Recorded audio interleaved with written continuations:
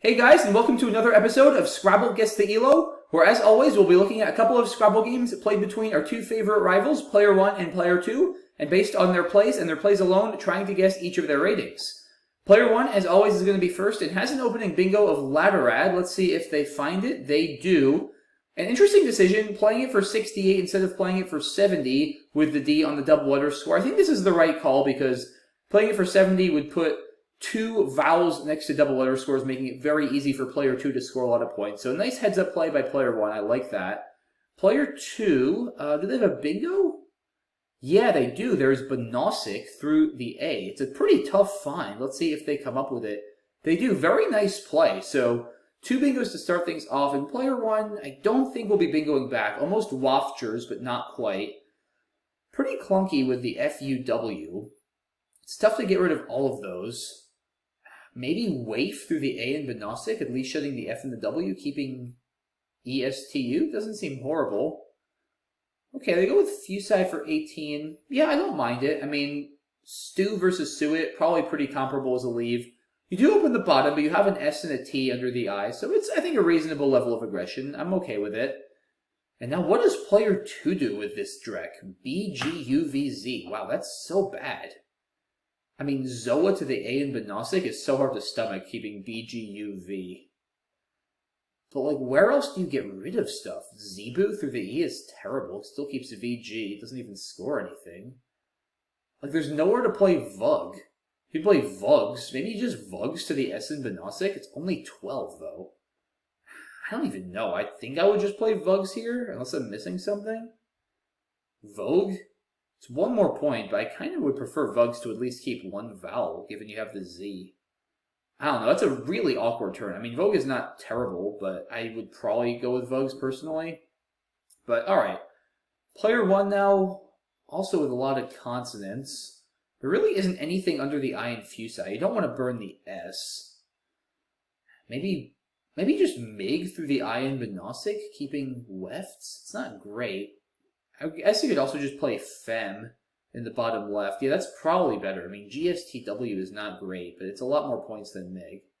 Yeah, okay, not an exciting play, but seems reasonable. And player 2 surely has a bingo here, right? Well, maybe not, actually. There's a lot of consonants.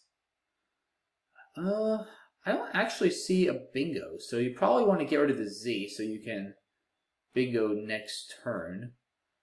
Maybe just Zin and Za above Ladderad? It's a little risky. Huh, Rib, interesting. Actually, I kind of like that. Yeah, that's a good play because there's a lot of upside. It sets up the Z for Biz. Yeah, that's actually a really nice play. I didn't even think of that. Yeah, very, very nice. Player 1, I don't think there's a bingo here. Probably just Glow and Big. Seems fine. That's exactly what they do. Player 2 has Unisize, which I don't think is going to play, if I am not mistaken. This is a pretty bad draw for player 2, pulling IU out of the bag.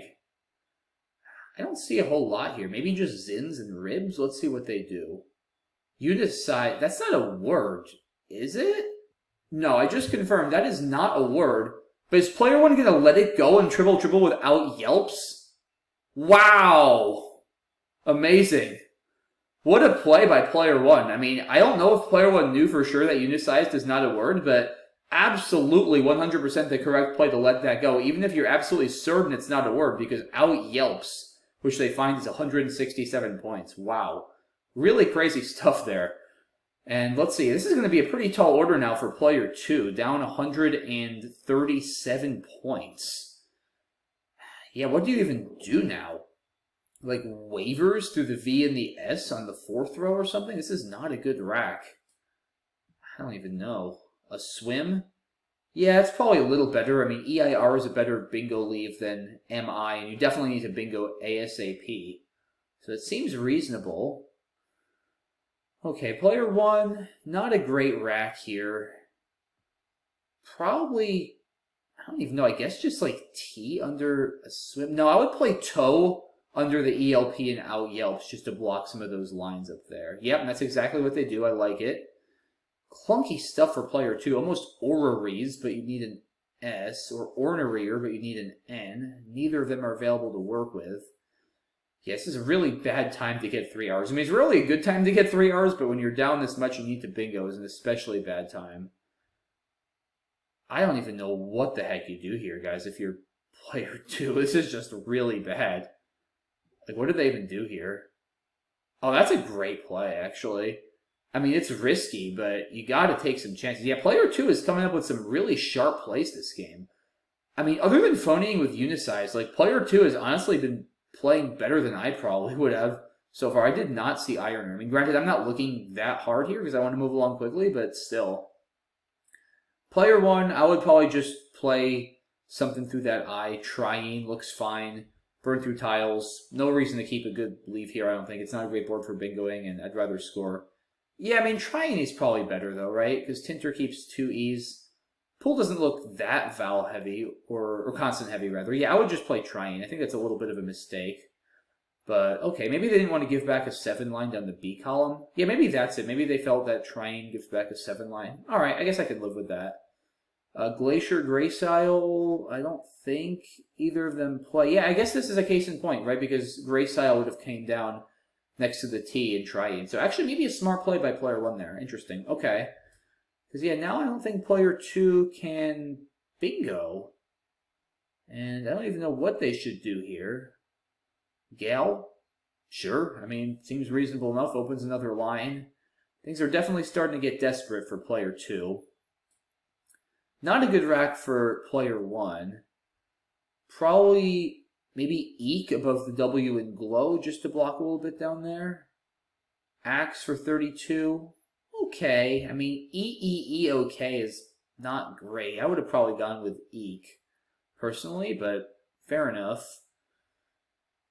Yeah, player 2 just not getting the tiles that they need here for a comeback.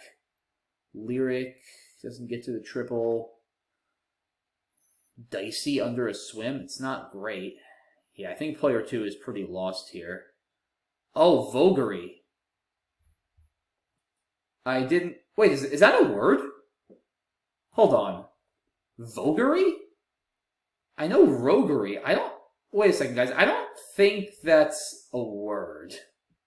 Yeah, that is indeed not a word. So it looks like player 2 is going to get away with another phony this game, as player 1 does not challenge and just plays joke, which I guess is reasonable. You give back a lot of hooks, but you do have the S, and you do score pretty well. So interesting. All right, player 1, this is definitely a phony that there's no reason to let stay on the board. Unisized made a lot of sense to stay. So player 1 is definitely not Nigel Richards, despite having been playing a pretty good game otherwise.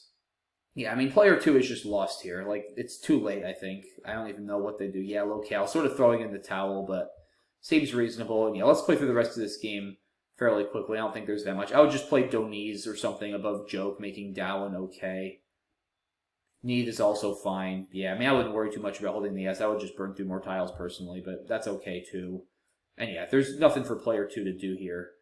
There, sure. Player 1, siphoned, doesn't fit. I don't think there's a bingo. Just phoned next to need, probably. Yep. And now player 2 draws the Q. Yeah, I mean, player 2 just couldn't get anything going, and now player 1 is going to go out. So yeah, not the most interesting game. The most dramatic moment was definitely when player 2 phonied with Unisized, and player 1 came back without yelps, letting it go. So I think, I mean, both of these players played really, really well, other than... I mean, I don't know if Unisized may have been an intentional phony, and likewise Vogary.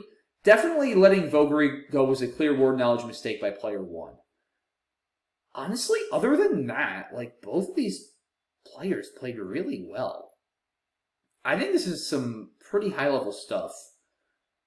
I'm going to actually say player 2 is a little higher just because of Vogary and player 1 letting that go. I know player 1 won, but player 1 definitely drew better and did hit out yelps. So I'm going to say player 2 is rated... I mean, they played pretty perfectly. I'll say player 2 is rated 2030, and player 1 is rated 1980. Let's see. What? Player 1 is 1676? Gosh. Wow. So I nailed it with player 2. Player 1, 1676. They played an amazing game for 1676. That is awesome. I wonder if this is a player who has gained a lot of ratings since then. I'll reveal who it is since they absolutely exceeded my expectations, so they will not be offended. Okay, it was Chloe Fatsis. That makes a lot of sense because Chloe is rated about 1900 now, and she has been improving very, very quickly over the last couple of years. So this game, given it was NWL 20, was probably from 2020 or 2021 when Chloe was still a very, very strong player, but not nearly as strong as she is now. And her rating at this point almost certainly didn't reflect her skill level. Yeah, no, she played way better than 1676. And yeah, no surprise here to see Jackson Smiley, of course, another top player as the opponent. And Jackson is known for trying creative phonies, as many of you are probably already aware if you've watched my phonies videos, so not surprised to see him come down with unicized and voguery. And yeah, voguery is a tough challenge, especially at that point in the game, so definitely understandable that Chloe would let it go. But that was really her only mistake. I mean, Out Yelps was a fantastic find, you know, having the awareness to let unicized go and play that. So yeah, fantastic game here. Really well played by both of these players. But like I said, both of them are fantastic players, so no big surprise here. Alrighty guys, moving on to game 2. It looks like it's going to start with a bingo here, assuming player 1 finds Prodder, which I imagine they do. Alright. Player 2 is clearly not bingoing. It looks like, guys, we're only going to have full racks for player 1 this game, so it might be a little trickier to guess the rating of player 2, but we'll do the best we can. It looks like How is going to come down. Okay, playing it there, I assumed it would come above the E and the R in Prodder, because it's 2 more points, but it does put the AR right below a triple letter score, which is a little bit risky, so I don't think this is unreasonable, even at a deficit.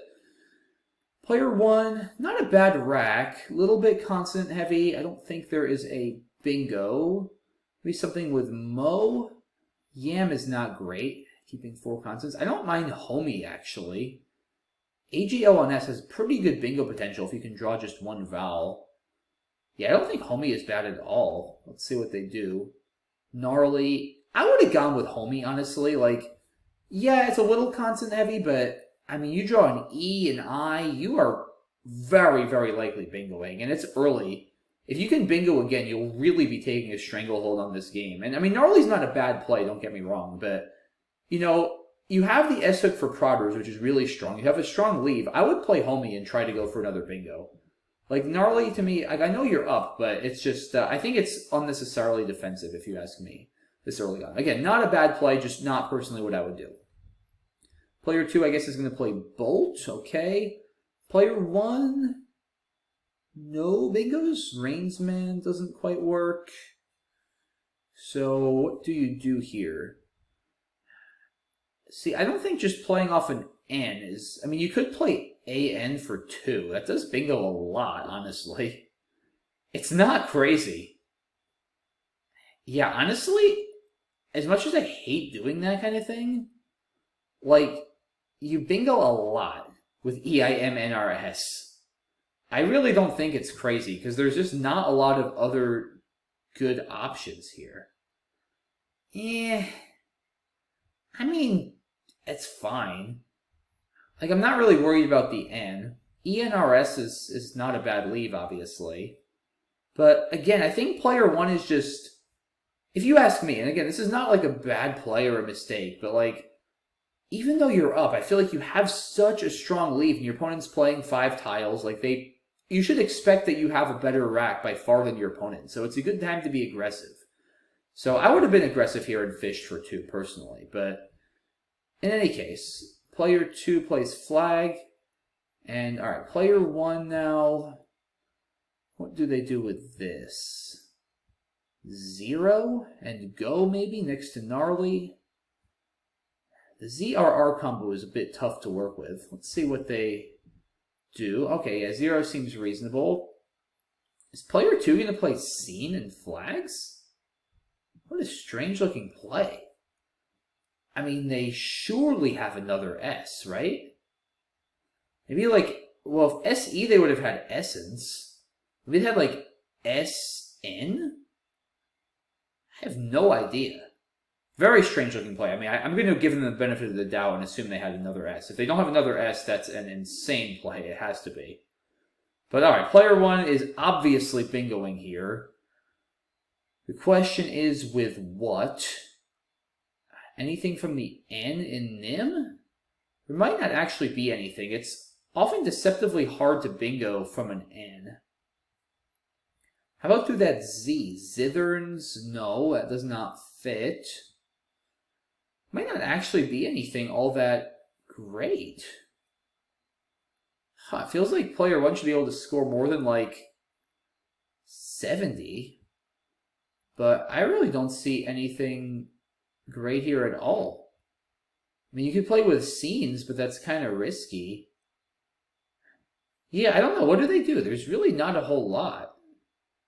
Cretins for 66. Yeah, I don't think that's a good play. I mean, I know you're not giving back bingos because of the C, but you are still giving back potentially big plays through that R.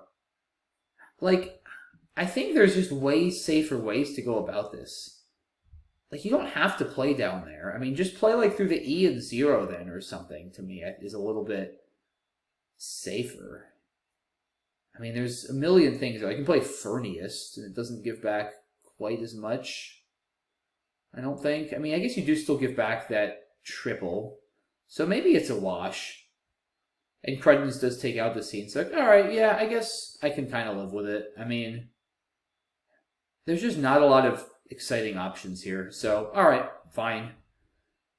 Player 2 plays Cowrie, I guess, dumping vowels, and player 1 also has too many vowels. Big lead for player 1, up about 100. Anywhere for AE? Not really. I don't think there's anything particularly good here. Still nothing much from that end. You definitely don't want to play Zion at this score. Maybe Azine is still... I mean, you could. It's kind of crazy, though, when you're up 100. Oh, there's a good play. You can play Eyeing down the L column next to the R and 0. Or AE over there. But, I mean, Eyeing is a lot more points next to the R and the GO and 0. So, yeah, that's definitely worth it, even though it keeps AI. So, tricky to see, but a little bit of a miss there for player 1. And player 2, I guess, is going to play Sham next to AE. That is a great use of the S, because not only is it 53 points, but it also sets up a big bingo line to that S, which player 2 needs given their deficit. So great play by player 2. And now player 1 has drawn into the other blank. So nice draw here. I don't think there's a bingo unless I'm missing it. So player 1, Finna was not a word at this time because this is NWL 18. So just try to play Fib somewhere, but I don't know where. There's not a whole lot. You definitely want to get rid of an F and an I, but it's not all that easy to do. Oh, how about Infamy to the MY? That's tricky to see, but that looks like a good play. Yep, alright, so this is clearly a miss. Well, see, I mean, the one benefit of this is you do block the S, but Infamy is a lot more. It's 12 more, and you have a blank. Like, if I were in a tournament in most cases, I would probably leave it open and go for spread. Because...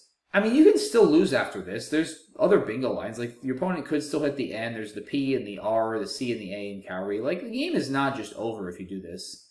Like, yeah, to me, player 1 is being a little too cautious here, but, I mean, I just don't know the full situation, so I don't want to jump to too much of a conclusion, but I'm pretty sure I would have played Infamy and taken the 12 points, given I have the blank. Now, if I didn't have the blank, then I could see this more. But given you have the blank, I would be all for being aggressive here and trying to pad the spread in most situations. Player 2 plays Koji. And yeah, see here, like if player 1 had kept the blank, then they could have played Naya Bates for like 86.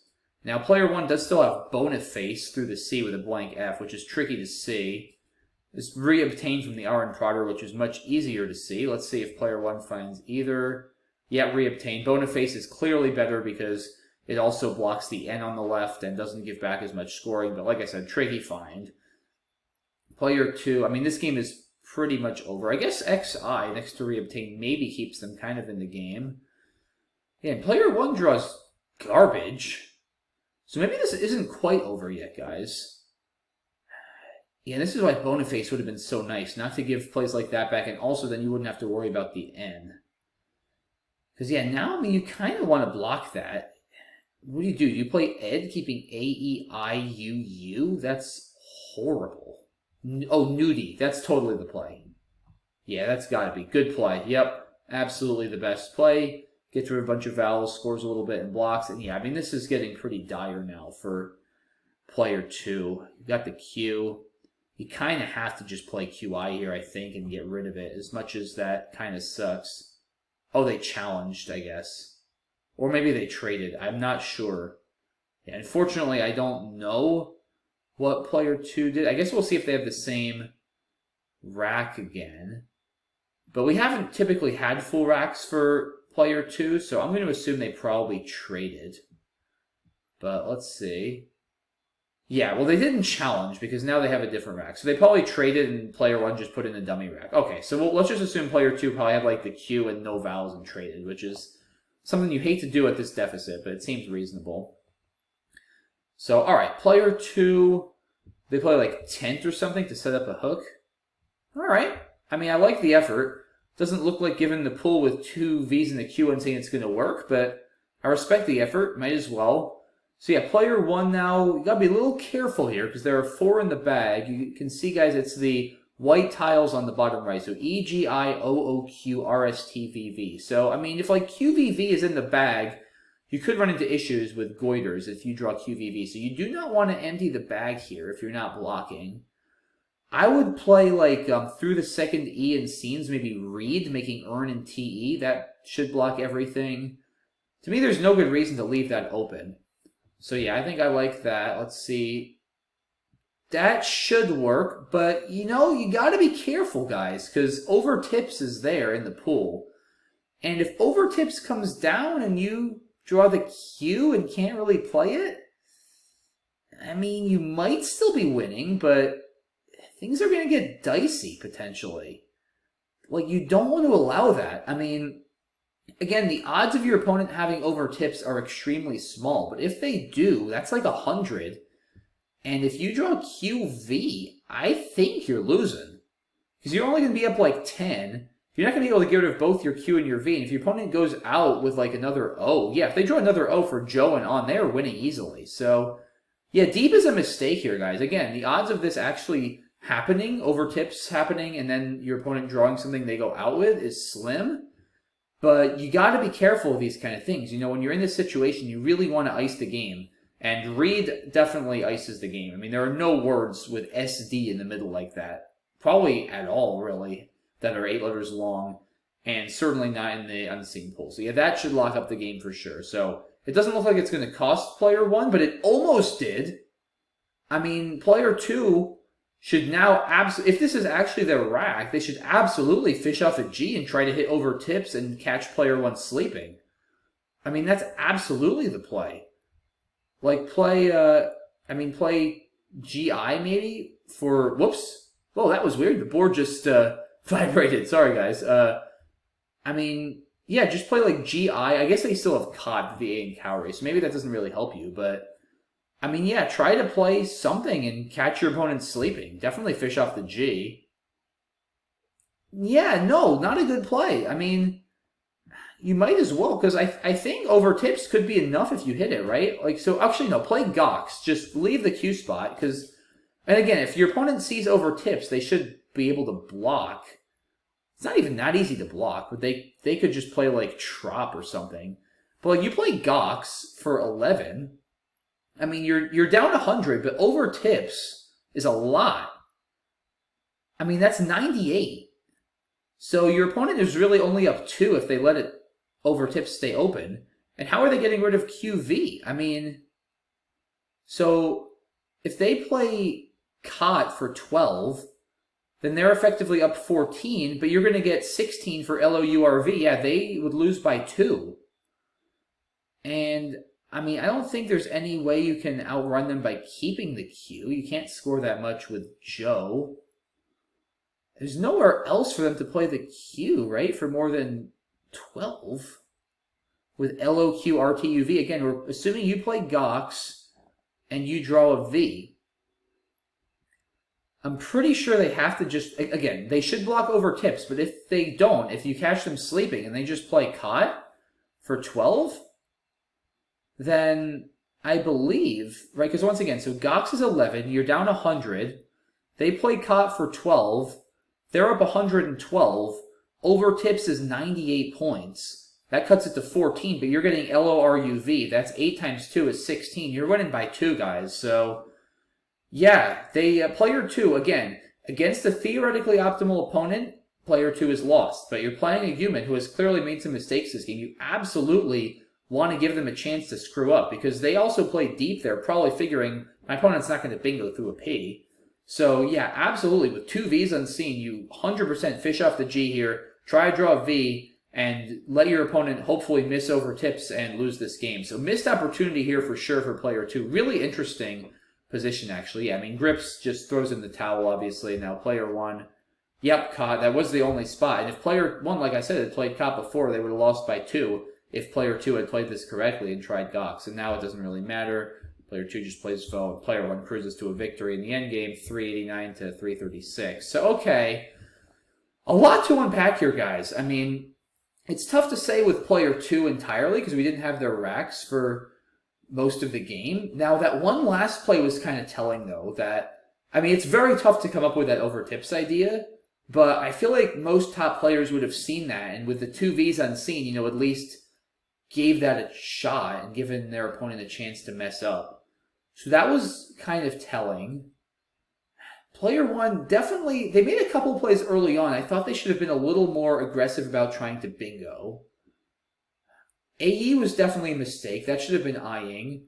Final, I think, should have been in for me. And reobtain was a clear mistake over Boniface, which is a tricky find. But they also made some good plays, too. So, yeah, interesting. I'm not getting the sense these are top players, but they're pretty solid players for sure. I don't know who I think is better. It's just so hard to know because I'm going off of such a limited sample size with player 2. I just don't know. I'm going to say, I mean, player 2 seemed like played pretty well, but they also didn't make any, like, huge plays or anything super flashy. So I'll say player 1 is like 1850, player 2 is 1770. That's my final answer. Let's see. Player 1, wow! No kidding. I was off by like 300 points for player 2 and like 200 points for player 1, nearly. Wow, 1675 to 1453. I mean, these players both played very well for their ratings. So once again, given I underestimate their skill level, I will reveal the player names because I will not be offending them, hopefully, in either way.